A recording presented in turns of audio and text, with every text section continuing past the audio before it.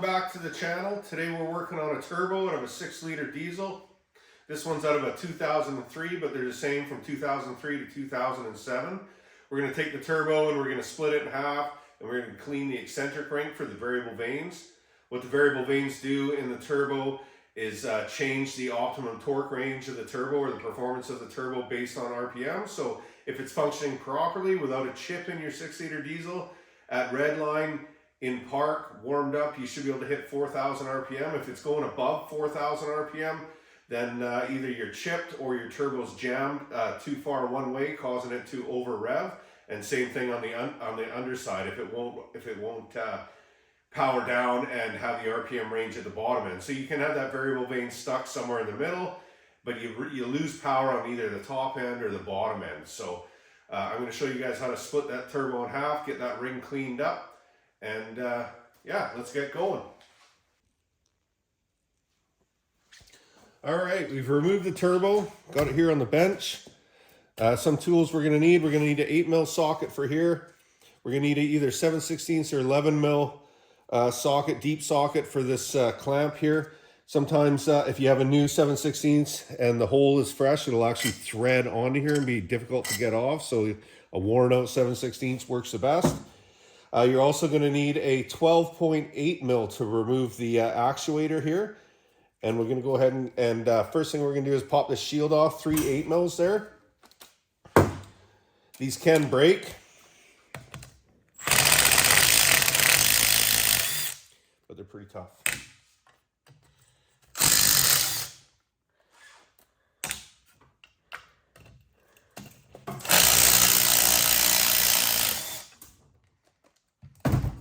Okay, so now we'll pop this guy off. Sometimes they stick on there. You can pop them off with a screwdriver. Get that guy out of the way. Now we're going to remove this actuator. 12.8mm socket for that guy. One bolt down below here.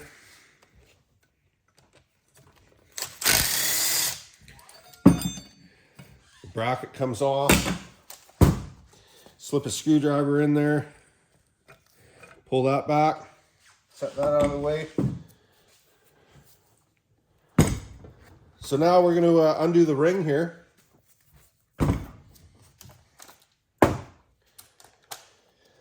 What you want to do is you might want to take a picture. You can mark it with a paint pen and just get an idea where that ring was sitting when you had it apart. I can see that this dot here is lined up with the oil feed hole here. So we're going to go ahead and just take reference of that before we pull it off. You don't have to pull the nut all the way off. You can pull it off part way. Well, it looks like this one's not going to work out. Usually you can pop this other side out. So we'll take the nut right off. We'll get this clamp out of the way.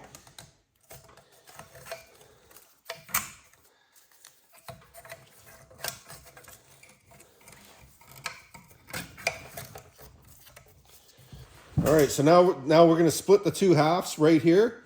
You can take a center punch, and you can mark it if you want.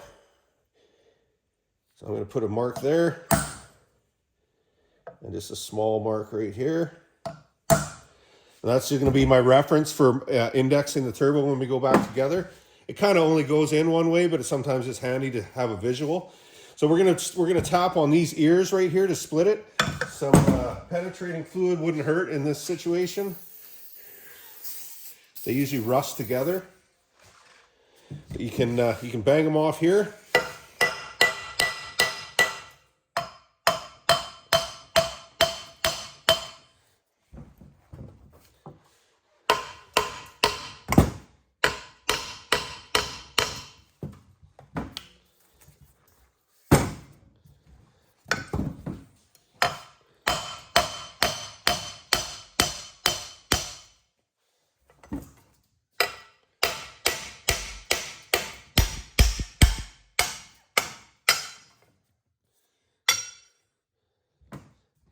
All right, so now we got it split.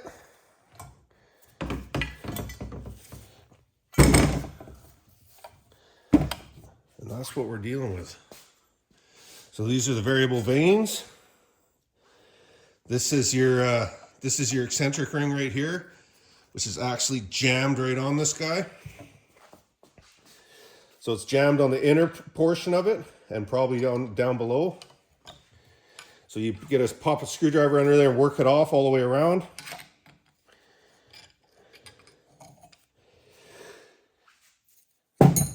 Now, you used to be able to get a turbo half. I'm sure you probably still can. They made a bunch of different ones. Some of them had a machine surface that was flat all the way across, and that was causing some major binding issues. This one here is a little updated one, so this was a newer version of it where they put where it was dished down here to get a little more clearance. So what we're getting is we're getting binding in here and on here as well. So we're going to clean this ring up. We'll probably just put it on the wire wheel on the bench grinder there. So go ahead and get that done. You can go, you know, if you start prying in here, you can break these things and you might have to replace it. So we'll wire wheel that guy up. Now this part here, this stuff's pretty crappy. You wipe it off, and then we're going to grind this all down and clean it up. This will move if we need to. We do an inspection of the impellers as well. So I just use a roll lock disc on a grinder like so, and we'll get that cleaned up.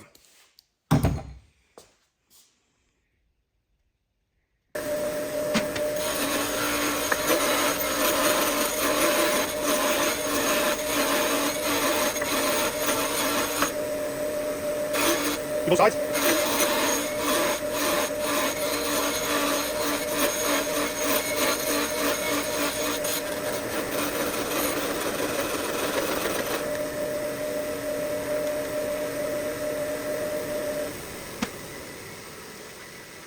Everybody! Wow! All right, this guy doesn't look too bad, but we're going to hit it with a flap wheel here.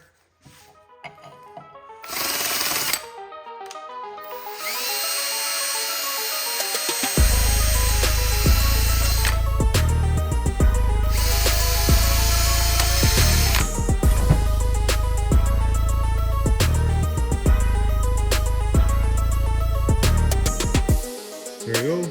Have a good inspection of it. Make sure it's not broken or cracked. Sometimes these can get super worn out, and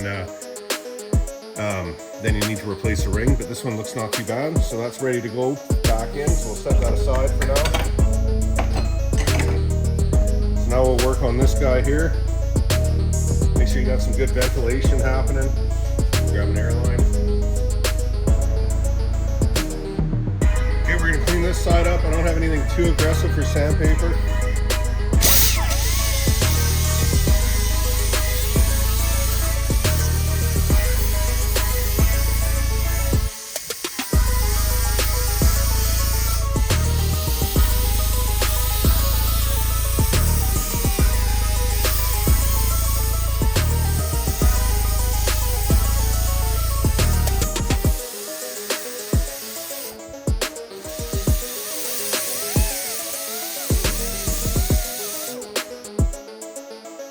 Now the idea here is to take the rust and buildup off. We don't want to be grinding down into this. We want to leave it as true as it was originally machined for.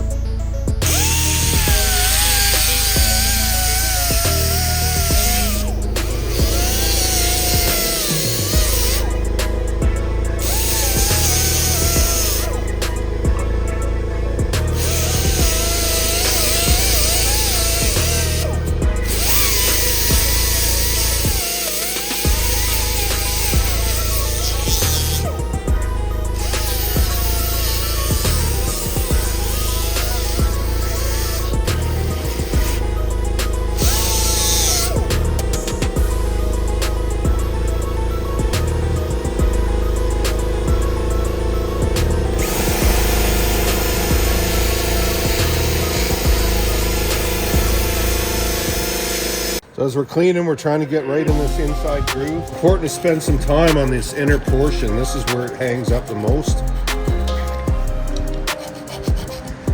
The end of this file works good for getting that heavy rust out of there. All right, once you get that clean, you can grab your ring again.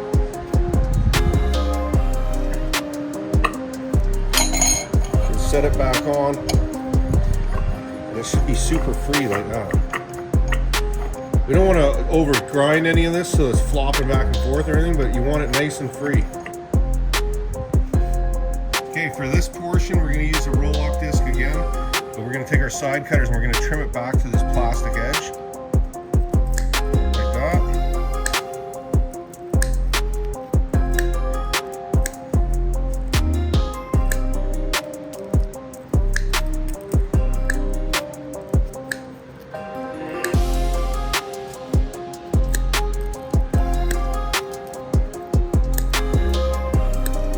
Like so. This is worn down. So now we're looking like that. We're going to get right in here and clean around the pegs in here.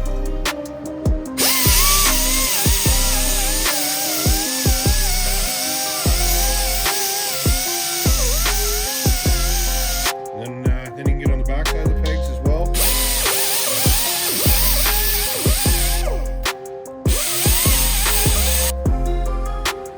Okay, same thing. We'll get in there with a piece of Scotch-Brite, emery cloth, the file, whatever we got to do to get in here and get this cleaned up the best we can.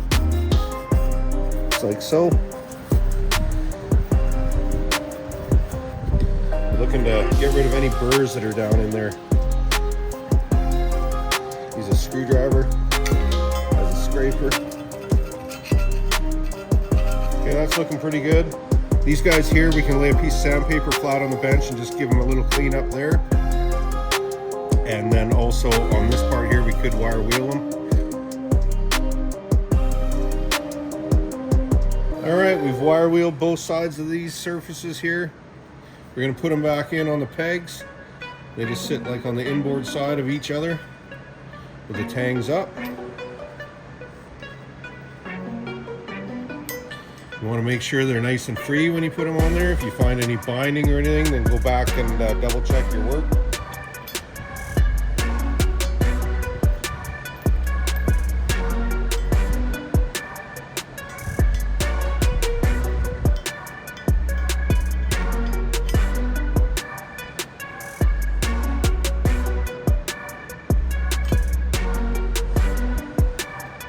Now we can go ahead and take our eccentric ring.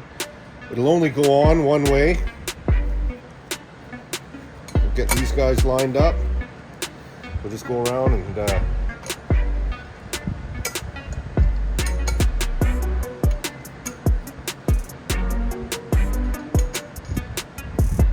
like so.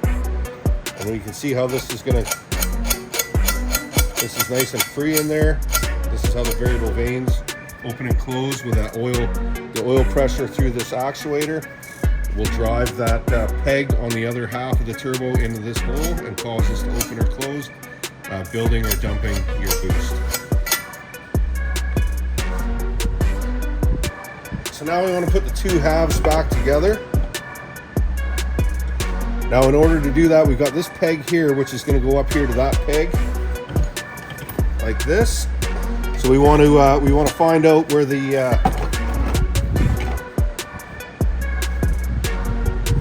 where this hole in the eccentric ring needs to be.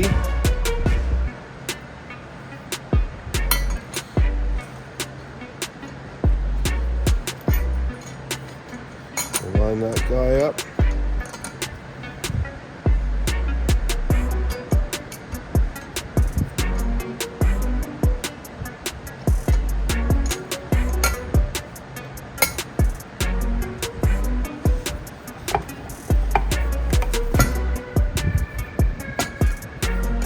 So then we can go ahead and just set that up, and we'll get down onto the side and just eyeball.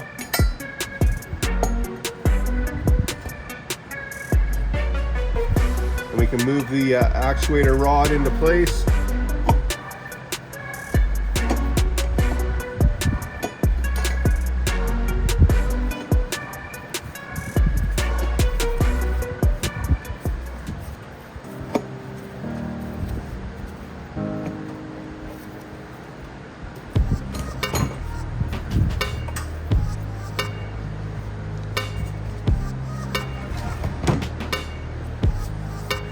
Might have to just tap it in once you get it close.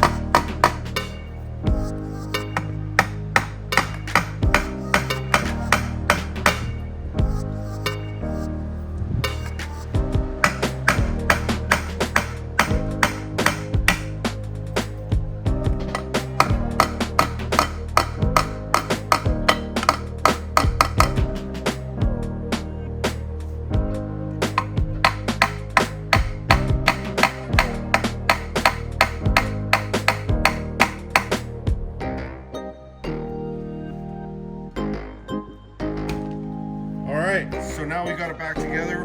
We looked all the way around to make sure this gap is tight. If it's not tight or uneven, you might have to pop it back apart and try again. So now this is stuck together, we can go ahead and put this clamp back on.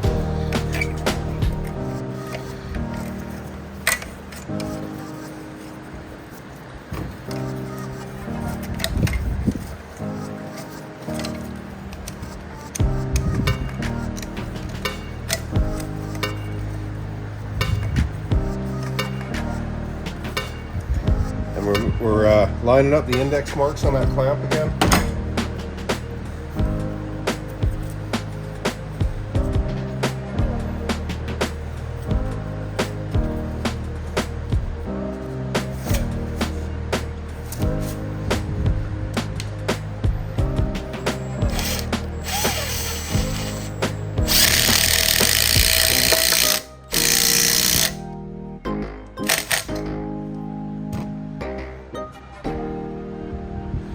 All right, there it is there. Line back up again. Now we can make sure there's no crud in the actuator hole here. And put the actuator back in, put the heat shield back on, and that's it. It's another training program designed to teach you one thing.